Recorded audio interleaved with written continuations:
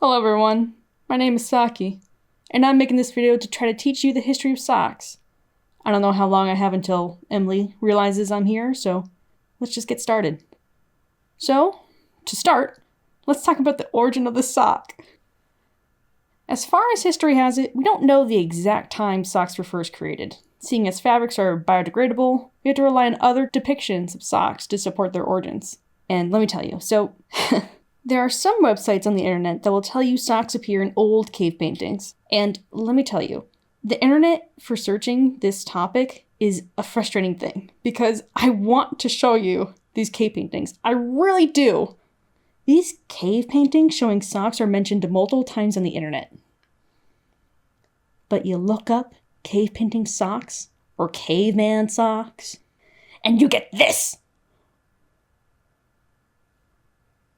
By the way, I kind of don't believe some of these websites because they're just sock companies trying to sell you their socks. But don't worry, I tried my best to research more legit sources. At least we have the discovery of Otzi the Iceman to prove humans covered their feet in one way or another. This guy was discovered in 1991, frozen in ice. His clothing, all things considered, was still intact enough so we could study from how someone in the Copper Age would dress to protect themselves from the weather. One of those articles of clothing was his footwear. His shoes were made of dry grass, linen book mesh, deer skin, and all tightened with, I think it's pronounced Raffella strings. The dry grass would act as something like socks. Like me. They would help keep the feet warm. So, if you don't believe random sock brand history pages, you can believe Otzi the Iceman to show us how old the concept of having warm feet is. And then, there's a big gap in history for the sock community. It's not that people weren't using them. It's just that no sock had been well preserved. But we'll get to that. Because it's not until the 8th century BCE when socks are mentioned again. This time in a poem called Working Days by Greek poet Hesiod. Hesiod? The poem was written around 700 BCE. The poem talks about lazy brothers, strife, different ages of man, and farming. But it also talks about ancient socks. These ancient socks were called piloi. Hesiod basically told his lazy brother to gear up with socks and go out and work. Pull himself up by the bootstraps, if you will. Anyway, piloi were made from matted animal hair. And seeing as we're talking about the ancient Greeks, let's also talk about the ancient Romans. Their versions of socks, I believe, were pronounced as udane? Or it honestly just like uduns, but obviously that's not. That's by no means how you actually pronounce it. I couldn't honestly find the right pronunciation for it. But yeah, these are the ultimate socks and sandals look. And yeah, I'm digging them. Moving on. Up to this point, historians didn't actually have any actual socks to study from. Not until discoveries from the 4th or 5th century CE. So now we have ancient Egyptian socks. The arid climate in Egypt is how these socks were able to stay so intact. The color on these things are still spectacular, and I assume most of you are like, dude, what's up with the toes? Again, socks and sandals were in fashion back then, okay? You just put your big toe in one slot and the rest in the second slot. Another cool thing is how these socks were made. They were made with a technique called nail binding, sometimes known as single needle knitting or knotless knitting. It's one of the first ways humans were able to knit something, which I think is super neat. And so, the next jump in time, hold on, let me take a breath. The next jump in time we'll take is to the medieval period. This is when socks become a symbol of wealth, and it all has to do with the fashion scene. Where the poor only had foot wraps for protection, the wealthy had actual socks to go with their breeches. And I need you to be mature here, okay? Because these socks they were called hose, alright? Be mature. I'm counting on you. And so, the longer your hose went, the wealthier you were, and they were held up by garters so they wouldn't fall down. Then things really get going for socks, because nearing the end of the 1500s is the invention of the knitting machine. The productions of socks and, of course, other various materials of clothing would be faster produced, making them more affordable and accessible to more social classes. And then, as time went on, the process of making socks was further streamlined with the start of the Industrial Revolution, making socks a common household item for everyone in the house. Of course, for a while there. Again, of course, the rich had a lot more socks where the poor might maybe have a pair or two. The other thing about the productions of socks is from the 1940s. So yeah, that's a big jump, obviously.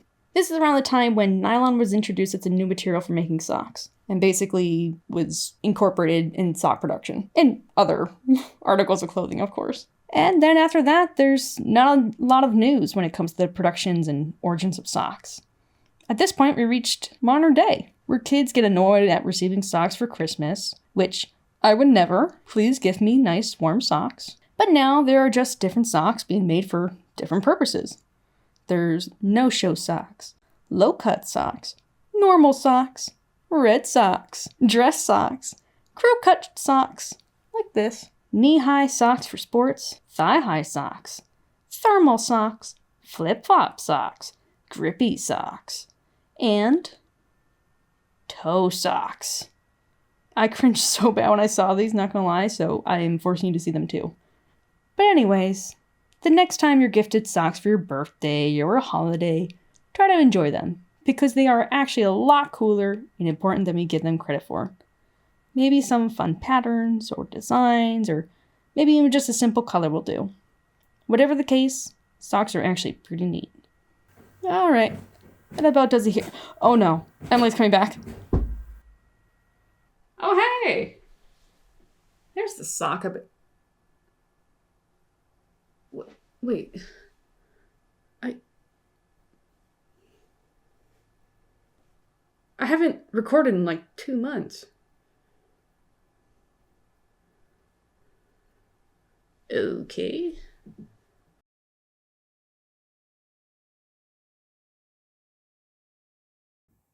Hello, it's been a while. Let me try. It's already on? Okay, never mind. All right, sorry. Hi. I'm gonna be doing my dumbest video yet, which is quite surprising. It looked cooler when I was thinking about it, because this just looks... It doesn't even look good.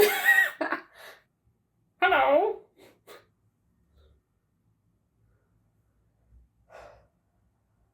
How are we looking? Okay, then. Does that look stupid?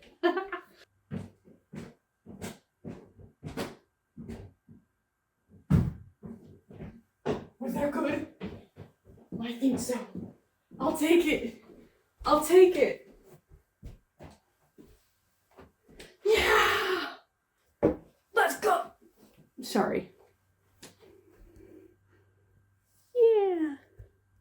Bear with me, it might be udane. Udane? I just looked it up, okay? Alright, let me... Okay. Let's get back to it. Like. Is my camera still moving, by the way? Or is it just from, like, me moving around? It legit looks like it. Hold on. Alright. That about does it here. Oh no. Emily's coming back. And then I'll do this. Hold on. Let me see here. What are my lines? Oh, hey. Here's the last sock I was looking for. Oh, fuck, just my crotch. Okay. This is really stupid. Some of this I might include in the video as like a behind the scenes, you know? But this is so dumb. This is so stupid. But it's kind of funny, so yeah. Can I even turn that off with my finger? No, I can't.